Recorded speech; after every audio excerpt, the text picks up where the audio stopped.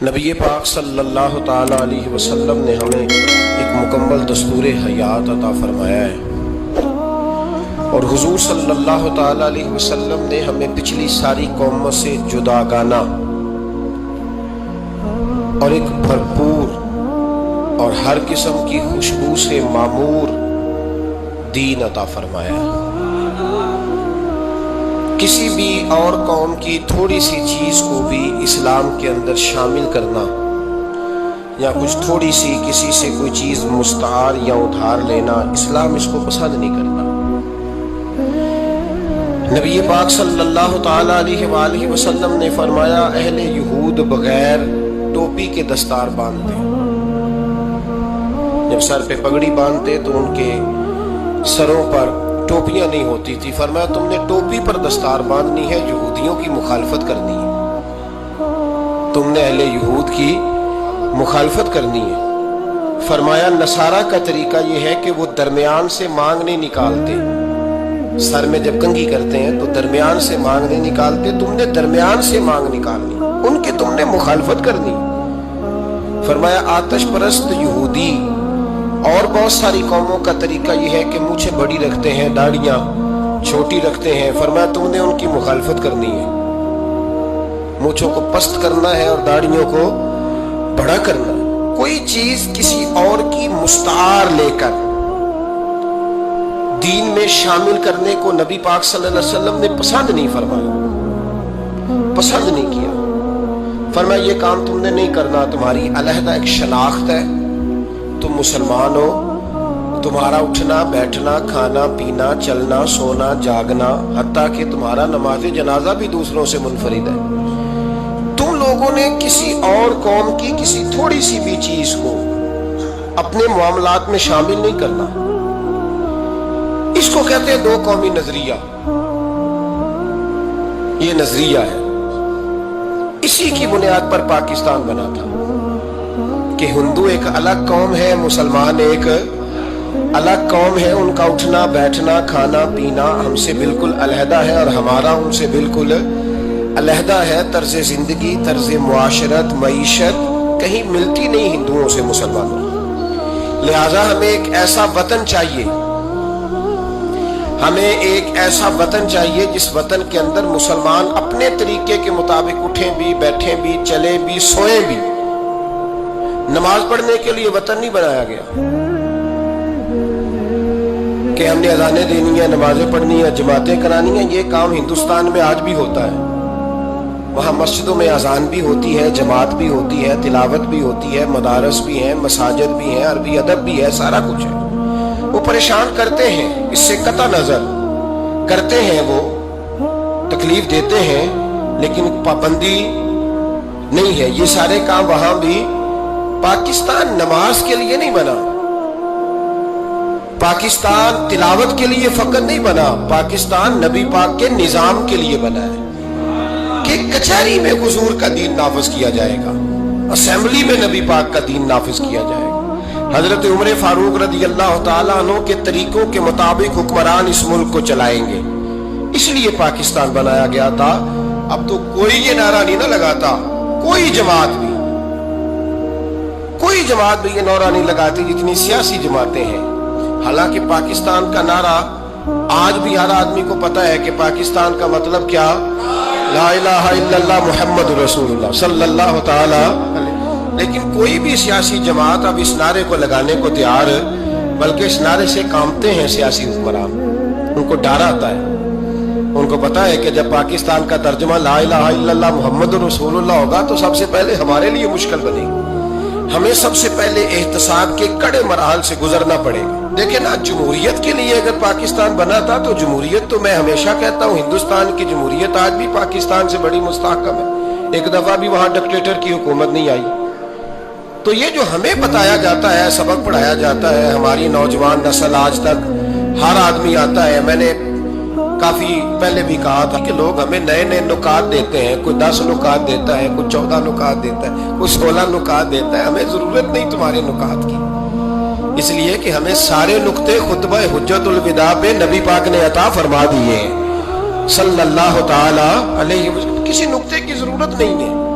ہم حاجت نہیں محسوس کرتے. جب کوئی پارٹی منشور دیتی ہے، دستور دیتی ہے، تو میں تو حیران ہوتا ہوں کہ کیا کر رہے ہیں یہ لوگ. ہمیں ضرورت نہیں کسی منشور دستور کی. سارے منشور، سارے دستور، سارے قانون، ساری باتیں آمنہ کے لال ہمیں عطا فرما گئے ہیں. ضرورت نہیں ہے. پاکستان بنا تھا دو قومی نظریے کی بنیاد پر. نظریہ کیا ہے؟ لا الہ الا اللہ محمد رسول اللہ صلی اللہ تعالی علیہ. حکمران اس کو بھول گئے اور انہوں نے قوم کی ذہن سازی اس طرح کی، میڈیا کو ساتھ ملا کے بچوں کا ذہن اس طرح کا بنایا کہ قوم بھی تیار نہیں ہوتی. نظام مصطفیٰ صلی اللہ علیہ وسلم کے لیے قوم تیار، حالانکہ کافر کو آپ کی نماز سے کوئی مسئلہ نہیں. یورپ میں کبھی پابندی لگی ہے کہ مسجد نہ بناؤ؟ کبھی وہاں کسی نے کہا ہے قرآن پاک نہ لے کے آؤ؟ کبھی کسی نے کہا ہے؟ وہاں پابندی نماز پہ نہیں ہے. ان کو ڈر تو نظام مصطفیٰ سے آتا ہے کہ دین نافذ نہیں ہونا چاہیے. تو میرے بھائی، پاکستان ایک نظریاتی وطن ہے. جتنا دوڑ سکتے ہیں میں اور آپ دوڑ لیں، جتنا دوڑ سکتے ہیں. جہاں تک یہ قوم بھاگ سکتی ہے بھاگ لے. یہ اس چہرے کو اپنا لے یا اس چہرے کو اپنا لے یا اس کو آزما کے دیکھ لے. چونکہ اس وطن کی بنیاد کلمہ ہے تو یہاں سکون بھی اسی وقت آئے گا جب حکومت بھی کلمے والے رسول کی آئے گی صلی اللہ تعالی علیہ وسلم، صلی اللہ تعالی. اور اسلام ہر جگہ یہ بتاتا ہے کہ ملک کس کے ہیں؟ اللہ کے. تو نظام کس کا ہونا چاہیے؟ اللہ کا، اللہ کے دین کا. دنیا کی سب سے بڑی ہجرت ہوئی تھی جب پاکستان بنا تھا. دنیا کی سب سے بڑی ہجرت. 10,000 عورتوں کی عزتیں لوٹی گئیں جب یہ وطن بنا. لاکھوں لوگوں نے جانوں کی قربانیاں دیں. ابھی 15-20 سال پہلے ہندوستان کا پنجاب کا جو علاقہ ہے اس کو کھولا گیا تو ایک کنویں سے ابھی بھی ہڈیاں ملی ہیں جو سکھوں نے کاٹ کر مسلمان کنواں پورا بھر دیا تھا. اس تکلیف کے ساتھ وطن بنا. کس لیے؟ جمہوریت کے لیے، حکمرانوں کے للے تللے کے لیے، ان کی بڑی کاروں، جیپوں اور مرسڈیز کے لیے. اس لیے کہ یہاں روز نیا بل آئے گا، آج گورنر راج ہے تو آج فلاں ہے تو آج فلاں ہے. یہ ساری حکومتیں اگر وہی قانون جو انگریز کا بنا ہوا ہے اور وہی ساری دفعات جو آپ کے ہاں نافذ ہے وہی ہندوستان میں نافذ ہے تو بتایا جائے پھر وطن کیوں بنایا گیا تھا؟ پھر کیا ضرورت تھی؟ یہ سارے کام تو وہاں بھی ہو رہے ہیں. اس لیے میرے بھائی، وطن کے نظریے کو سمجھے. وطن بنا تھا لا الہ الا اللہ محمد رسول اللہ صلی اللہ علیہ وسلم. اور اقبال جو بانی پاکستان ہے، جو مصور پاکستان ہے، جو تصویر دینے والے ہیں پاکستان، ان سے کسی نے کہا تھا کیوں پاکستان بنانا چاہتے ہو؟ ہم جو ایک ملت جو ہے، ہندوستانی ایک ملت ہے، قوم ہے، تو کیا ضرورت ہے؟ تو اقبال کہنے لگے اپنی ملت پر قیاس اقوام مغرب سے نہ کر. خاص ہے ترکیب میں قوم رسول ہاشمی. نبی پاک کی قوم اپنی ترکیب کے لحاظ سے ہر قوم نے خاص. دین کا نفاذ چاہیے، دین نافذ ہونا چاہیے. نبی پاک ایک اسٹیٹ کے سربراہ بنے تھے. مدینہ منورہ میں حضور نے نظام بنایا. آج میں ایک نئی بات آپ سے کرنا چاہ رہا ہوں. رونا روتے زمانے بیت گئے، اب آگے کی طرف دیکھنا ہے. جو قومیں ماضی کی لکیر پیٹتی رہتی ہیں وہ مایوس ہو جاتی ہیں، ان کے جذبے ٹوٹ جاتے ہیں. اب ماضی کو پیٹنے کی بجائے مستقبل کی روشنی کو دیکھنا چاہیے. ہمیں نبی پاک صلی اللہ علیہ وسلم نے کسی وطن کی تعمیر کے لیے جو جذبات دیے ہیں ان جذبات پر ہمیں غور کرنا چاہیے. حکمران تو جو کر رہے ہیں وہ تو کر ہی رہے ہیں، اور جو وہ کریں گے وہ بھی سب کو نظر آ رہا ہے، اور ہمیں سمجھ لگ رہی ہے کہ آئندہ بھی کیا ہونے جا رہا ہے، ہم نے کیا کرنا ہے. ایک جملہ میں کہنے لگا ہوں، اگر کسی کو تکلیف ہو تو مجھے خوشی ہوگی. ایک جملہ میں کہنے لگا ہوں، اگر کسی کو پریشانی ہوگی تو مجھے بڑا ہی اچھا لگے گا. کسی بڑے آدمی کو پریشانی ہوگی تو مجھے خوشی ہوگی. وہ جملہ کیا ہے وہ سن لیں. یہ ملک حکمرانوں کا نہیں ہے، یہ ملک عوام کا ہے. اس لیے کہ حکمرانوں کے بچے تو یورپ میں رہتے ہیں، ان کی تو ٹکٹیں بک ہوتی ہیں. جب تک یہ اسمبلی میں ہوتے ہیں یہاں ہوتے ہیں، اور جب حکومتیں ختم ہوتی ہیں تو یہ یہاں موجود. ان سب کے تو باہر کاروبار ہیں، رہائشیں ہیں، اولادیں ہیں. تو یہ وطن کس کا ہے؟ پاکستان وطن کس کا ہے؟ یہ ہمارا وطن ہے، یہ حکمرانوں کا نہیں ہے۔ دیکھیں نا، گھر اس کا ہے جس نے گھر کے اندر رہنا ہے، جس نے گھر میں رہنا نہیں اس کا وطن ہم نے رہنا ہے، ہماری نسلوں نے رہنا ہے، ہمارے ماں باپ رہے، ہم رہ رہے ہیں، ہماری آنے والی نسلیں رہیں گی، تو وطن پھر کس کا ہوا؟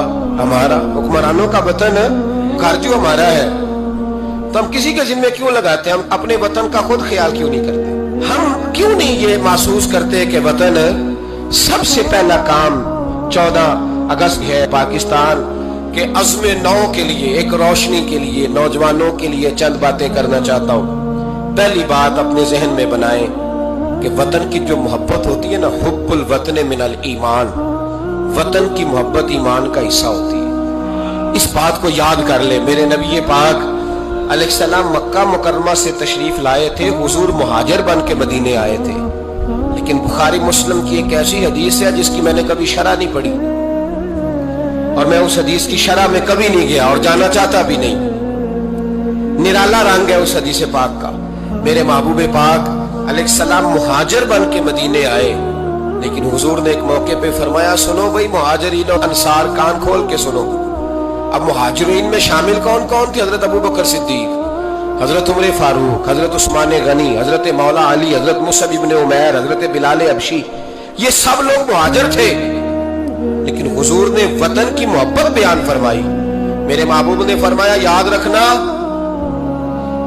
اگر کبھی لوگوں میں اختلاف رائے ہوا اور لوگوں کی دو لائنیں بن گئیں، ایک قطار ادھر جا رہی ہے لوگوں کی اور ایک قطار ادھر جا رہی ہے، تو فرمایا اگر تم مجھے دیکھو گے نا میں کس قطار میں ہوں، تو میں تمہیں اس قطار میں ملوں گا جس قطار میں میرے مدینے والے جا رہے ہوں گے۔ میں کہہ رہا ہوں بلا تبصرہ، بغیر تشریح کے اس روایت کو دیکھیے گا، حضور نے اپنے وطن سے پیار کیا اور اپنے وطن کے لوگوں سے محبت فرمائی۔ حضرت ابو ہریرہ فرماتے ہیں، جب ہم سفر سے واپس آتے تھے نا، سفر سے واپس لوٹتے تھے اور مدینہ منورہ کی عمارتیں نظر آتی تھی، مکانات نظر آتے تھے، تو ہم حضور کا جذبہ دیکھتے، میرے محبوب پاک گھوڑے کو تیز کر دیتے، سواری کو دوڑاتے، یا رسول اللہ کیا ہوا؟ فرمایا جلدی کرو، میرا شہر آ گیا ہے، میرا علاقہ آ گیا ہے۔ حضور نے اپنے وطن سے پیار کیا، اگرچہ اس وطن کی انفرادیت اپنی جگہ پہ ہے، اس کی عظمت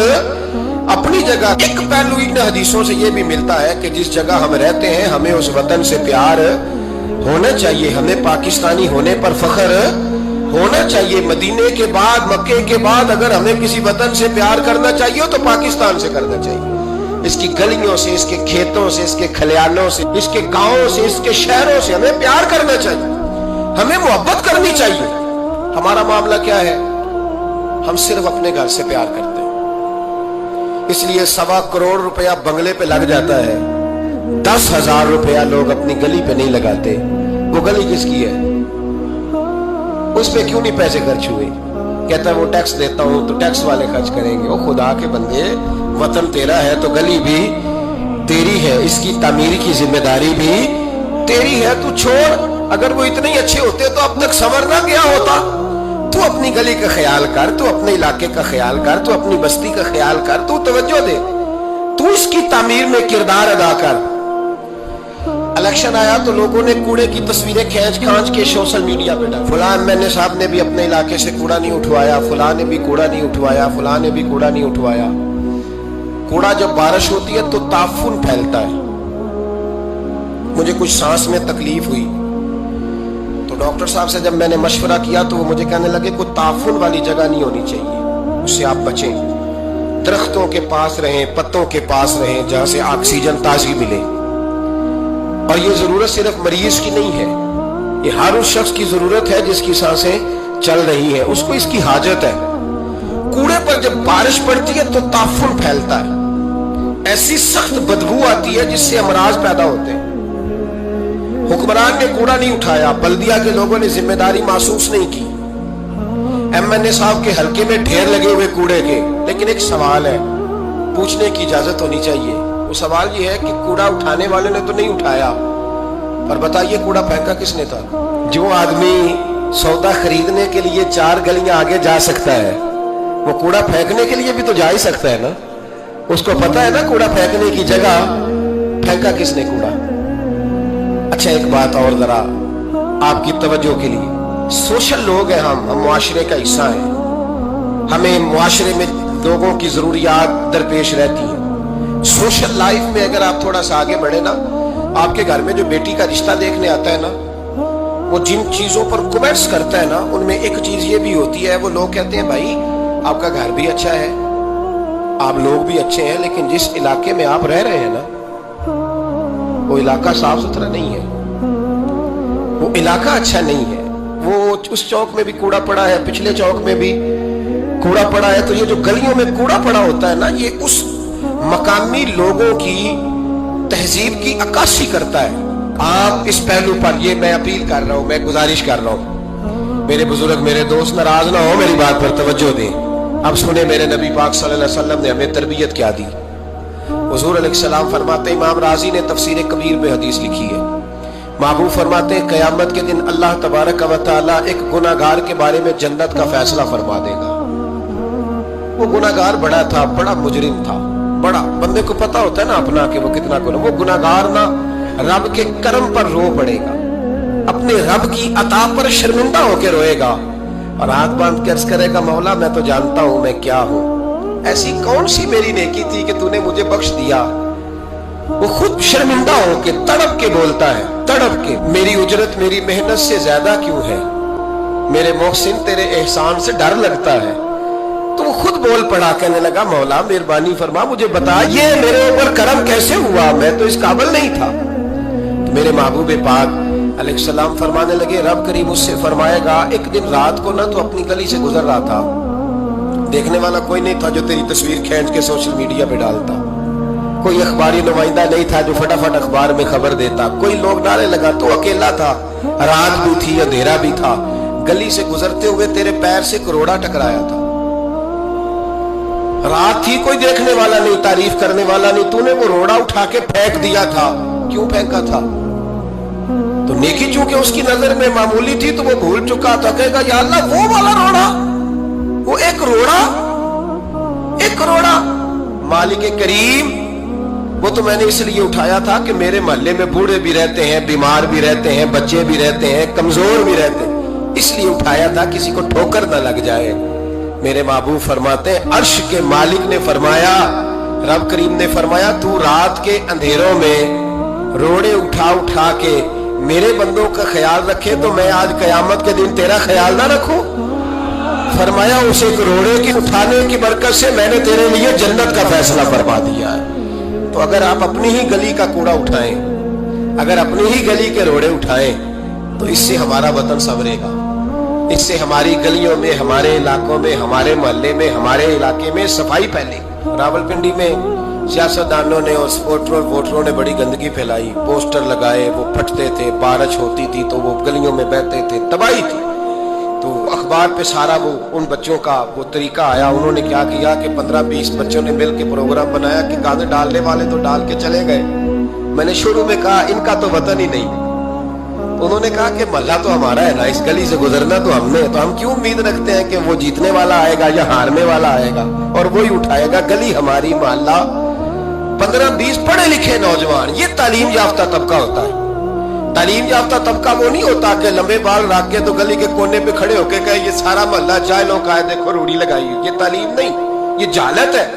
तालीम याफ्ता वो होता है जो आगे बढ़ के दाबड़ा लेकर, कई उठाकर, कुदाल पकड़कर वो कूड़ा उठाए, वो तालीम याफ्ता बंदा होता है जो वतन की तामीर में अपना हिस्सा डाले। उन नौजवानों ने काम किया, इसी वतन के रहने वाले, इसी वतन के बासी। वो कहते हम 15 निकले थे, फिर सारा वतन उठा और ढेरों और हजारों इलाकों के लोगों ने उनकी तकलीद की। तो पहला काम ये करें कि वतन से प्यार करें, दूसरा काम ये करें कि इसकी सफाई में अपना हिस्सा डालें। हम क्यों इंतजार करते हैं कोई ग्रांट आएगी?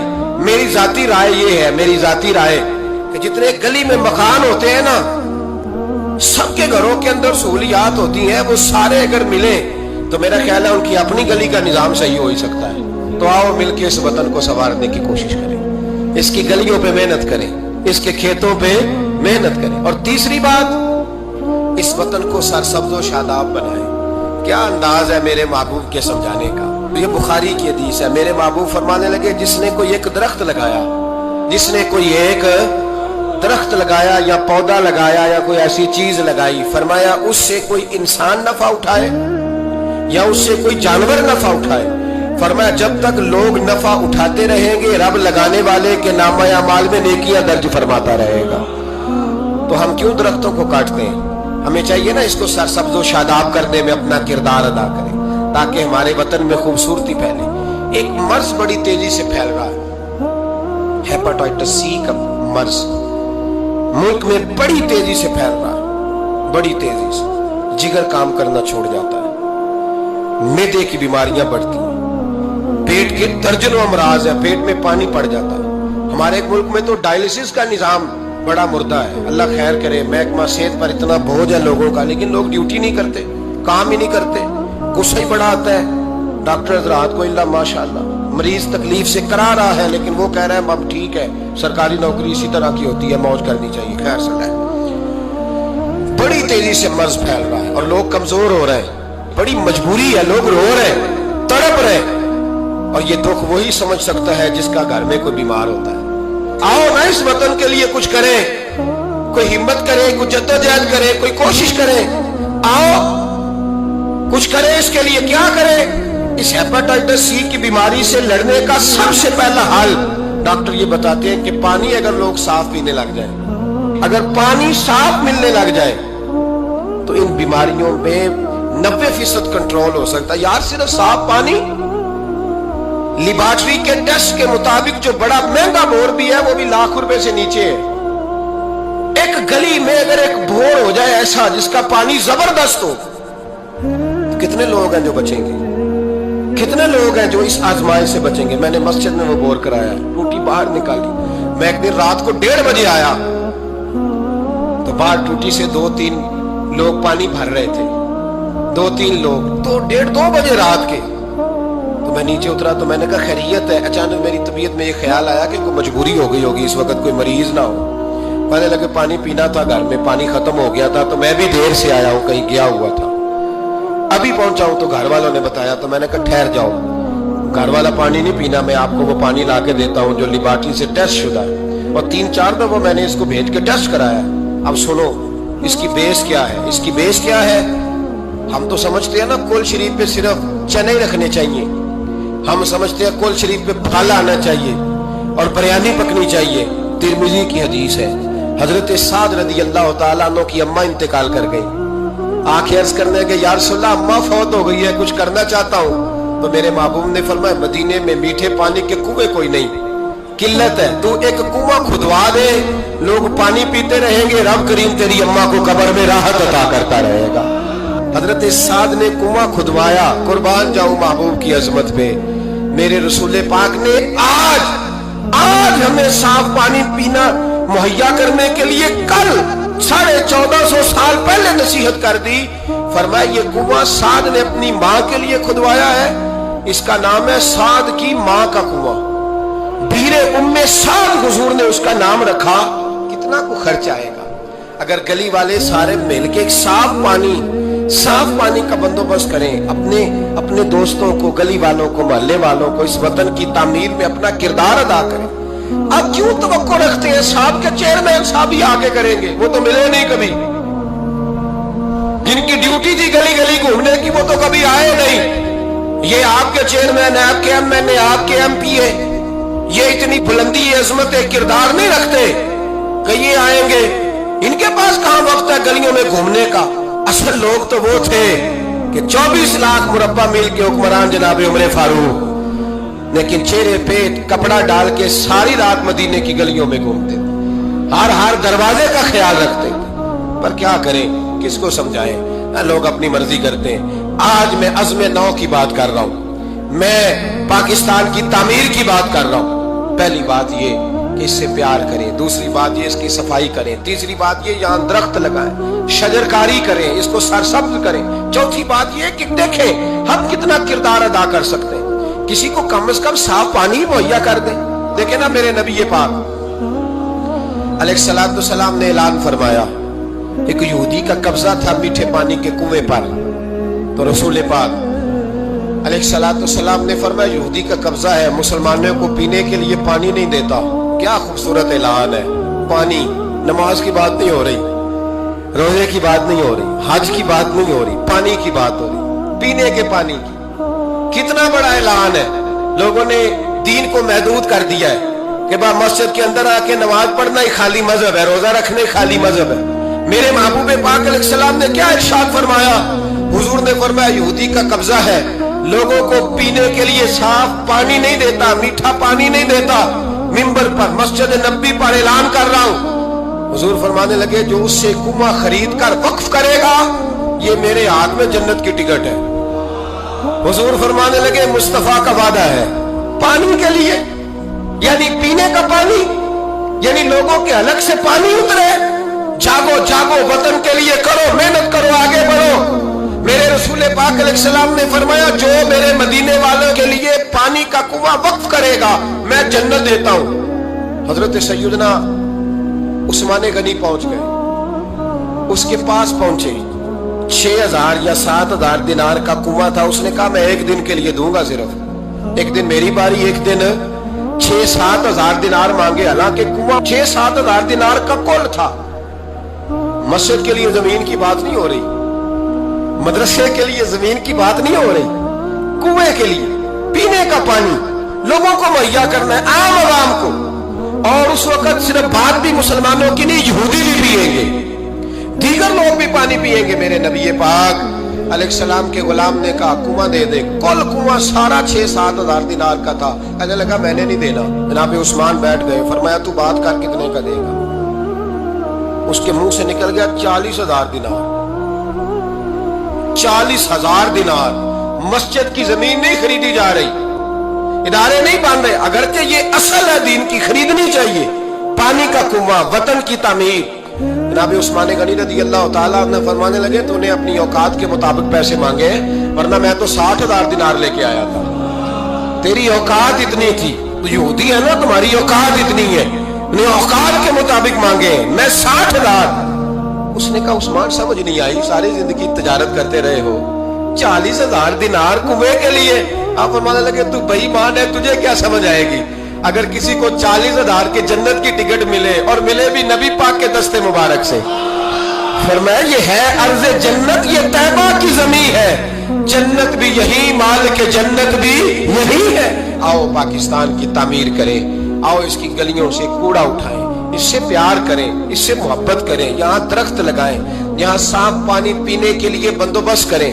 और मेरे भाई, मेरा बच्चा अगर तालीम नहीं हासिल करता तो सारी इन्वेस्टमेंट अपने बच्चे पर करने की क्या जरूरत है? आगे बढ़ो ना। वो जो चाय वाले खोखे पे चाय तकसीम कर रहा है वो भी बड़ा लायक है, उसके अब्बे से मुलाकात करो, उसको कहो ला यार मैं तेरे बच्चे का खर्च उठाता हूँ, इसको स्कूल में दाखिल करा। एक इंजीनियर मिलेगा मुल्क को, वो जो गर्मियों के मौसम में ना ठंडे पानी का कूलर लेके बस के पीछे भागता है ना और आवाज देता है एक गिलास पानी का ले लो, एक गिलास। वो बड़ा ज़हीन बच्चा होता है, बड़ा ज़हीन होता है। उसकी माँ को भी बड़ा चाव होता है ये अफसर बन जाए, उसके पास पैसे नहीं होते, वो गरीब का बच्चा है। उसको बुलाओ ना, उसको कहो बेटे आ। कभी कभी किसी चौक में किसी ठेले वाली दुकान पे ब्रेक लगती है ना गाड़ी के, तो छोटे छोटे बच्चे दौड़ के आते हैं, कहते हैं हमारी दुकान से सौदा खरीदो। इनमें बड़ा टैलेंट होता है, बड़े ज़हीन होते हैं।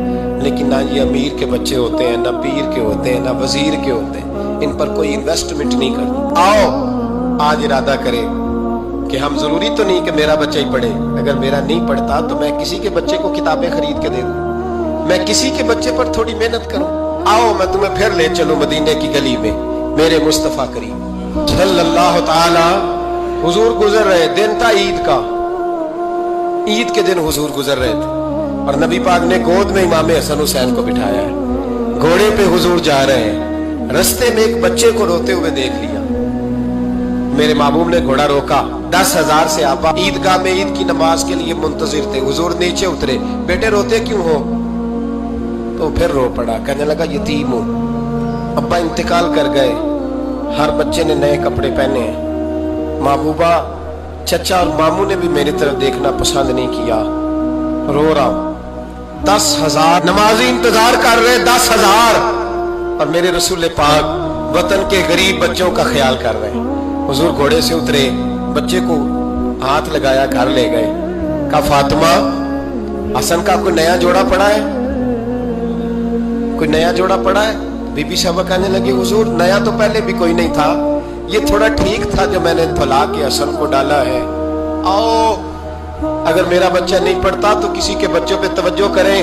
मेरे महबूब ने फरमाया फातिमा इस तरह कर, हसन को वही वाला दोबारा डाल दे जो पहले डाला हुआ था, और हसन के वजूद से ये कपड़े उतार, ये कपड़े उतार, और इस यतीम के गले में ये कुर्ता डाल। हुजूर क्या मिलेगा? फरमाया जब यतीम राजी होता है तो अल्लाह भी बड़ा ही राजी होता है। इस वतन में अभी भी बड़े बच्चे जो स्कूलों से बाहर हैं, उनकी मजबूरी है, उनकी अम्मा ने दवाई खानी है, वो अभी भी खील मरुंडा लेके बेच रहे हैं, वो अभी भी गुब्बारे बेचने निकले हुए हैं। इस वतन में बड़ी गुर्बत है, बड़ा दुख है, बड़ी आजमाइश। इस पर बड़ी बातें मेरे आशिया ख्याल में है, लेकिन वक्त नहीं है, मुझे आगे बढ़ना है। फिर इस वतन के दिफा में अपना किरदार अदा करो। एक मौलवी साहब बेचारे सीट नहीं जीत सके तो उन्होंने कहा हम 14 अगस्त नहीं मनाएंगे।